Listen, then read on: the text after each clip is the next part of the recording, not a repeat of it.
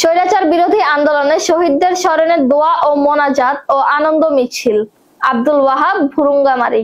কুড়িগ্রামের ভুরুঙ্গামারী উপজেলায় শুরু হয়েছে বিএনপির কেন্দ্রীয় কর্মসূচির অংশ হিসেবে আয়োজিত বিজয় মিছিল। 5ই আগস্ট মঙ্গলবার সকাল 10টায় ভুরুঙ্গামারী সিনিয়র ফাজিল মাদ্রাসা মাঠে উপজেলা ও ইউনিয়ন পর্যায়ের বিপুল সংখ্যক নেতাকর্মী সমবেত হন।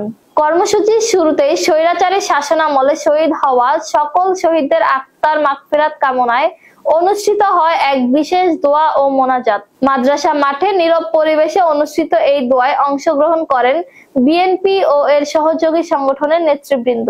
দোয়া মোনাজাত শেষে মিছিলটি মাদ্রাসা মাঠ থেকে শুরু হয়ে উপজেলার প্রধান সড়ক ঘুরে বাস স্ট্যান্ড এলাকায় এসে শেষ হয়। সেখানে অনুষ্ঠিত হয় এক সংক্ষিপ্ত ও গুরুত্ববহ জনসমাবেশ।